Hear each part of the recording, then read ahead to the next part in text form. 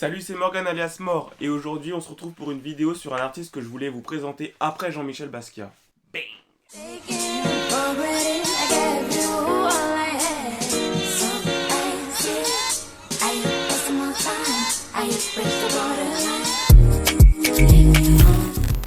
Donc vous vous en doutez, c'est marqué dans le titre de cette vidéo, l'artiste que je vais vous présenter c'est Keith Haring.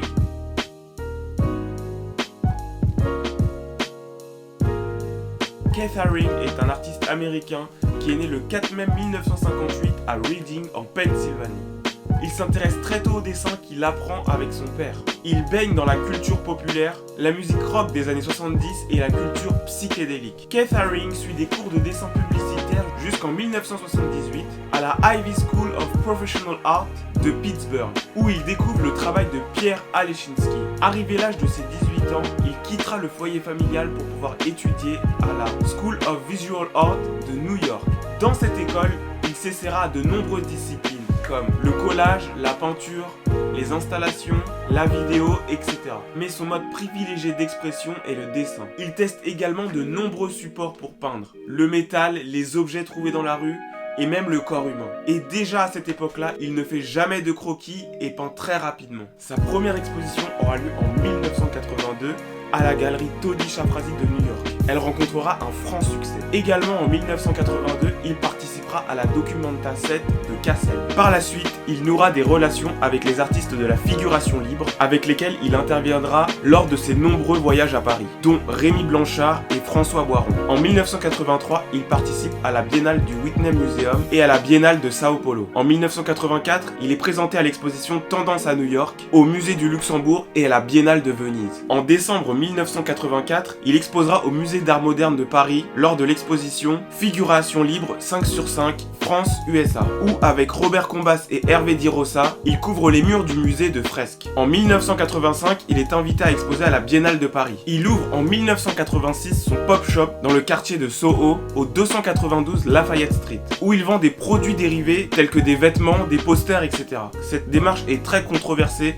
dans le milieu de l'art, mais néanmoins très appuyée par ses amis et son mentor Andy Warhol. Son travail l'amène à collaborer avec des artistes tels que Madonna, Grace Jones, Timothy Leary ou encore William S. Burroughs. En 1988, Keith Haring apprend qu'il est infecté par le virus du sida. Il s'engage alors très fortement dans la lutte contre cette maladie, mettant son art et sa notoriété au service de cette cause et sa visibilité. Il crée à cet effet la Keith Haring Foundation. En 1989, il est chargé de venir en aide aux enfants et de soutenir les organisations qui luttent contre le sida. Cette même année, Jean-Michel Basquiat, un autre artiste de la figuration libre, meurt d'overdose à New York. Touché par sa mort, lui consacrera en hommage un tableau intitulé A Pile of Crowns for Jean-Michel Basquiat.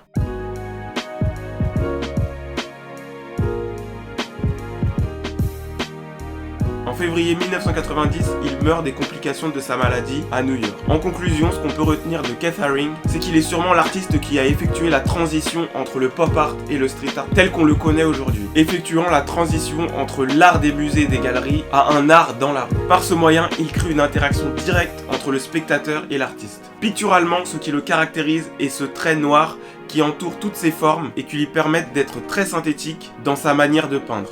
Il ne dessine pas et ne peint pas, il fait les deux en même temps. The Radiant Baby. The Radiant Baby est sûrement le pictogramme le plus connu de Keith Haring, évidemment. Vous l'avez vu dans tous les spots publicitaires, sur des vêtements, sur des chaussures, etc. Ce pictogramme représente en effet un bébé entouré de rayons, ces rayons symbolisant son énergie. C'est un appel à la vie, à la joie et un espoir pour le futur. Working Dogs. Barking Dogs avec The Radiant Baby fait partie des pictogrammes les plus connus de Keith Haring. Effectivement, on voit apparaître ces deux pictogrammes dans les premiers travaux de Keith Haring. Untitled Body Painting. Keith Haring a fait pas mal de body painting dans sa vie, notamment Grace Jones. Grace Jones a été présentée à Keith Haring par Andy Warhol. En effet, à cette époque, Keith Haring pense que Grace Jones est la muse parfaite pour pouvoir réaliser un body painting, car elle incarne à la fois les obsessions primitives et la pop culture des années 80. Cette photo a en effet été prise par le photographe Robert Mapplethorpe une fois que Keith Haring avait terminé de peindre sur Grace Jones. Crack is a whack.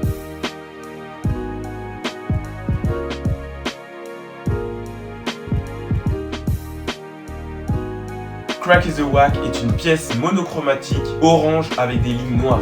Ce qui l'a rendu populaire est l'exécution à l'origine illicite de l'œuvre. Le mot crack signifie cocaïne moins chère et whack en argot mauvais. La pipe à crack en bas de l'œuvre porte le message central situé dans le nuage de fumée. On y retrouve le symbole de la mort, les crânes qui ont une place importante dans l'œuvre. On remarque que l'argent brûle et qu'il est gaspillé pour pouvoir acheter cette drogue. On y retrouve également une croix qui est un symbole récurrent dans les tableaux de Keith Haring. Cette croix représente l'institution dogmatique et critique. With the youth, Brandywine Workshop. Cette fresque a été réalisée en collaboration avec des habitants du quartier. En effet, Keith Haring apporte une dimension de partage et de collaboration lors de la réalisation de ces fresques. Il y a même des vidéos en archive qu'on peut retrouver sur YouTube. Je mettrai le lien dans la description de la vidéo. Je mettrai également le lien de l'association avec laquelle Keith Haring a collaboré pour réaliser cette fresque. Elle existe toujours et collabore encore avec de nombreux artistes contemporains. Hôpital Necker à Paris. Cette fresque est une proposition de Keith Haring à la ville de Paris. Elle a été réalisée exactement en avril 1987. Cette fresque mesure 27 mètres sur 13 mètres. La symbolique de cette fresque est de transmettre la joie aux enfants de l'hôpital Necker.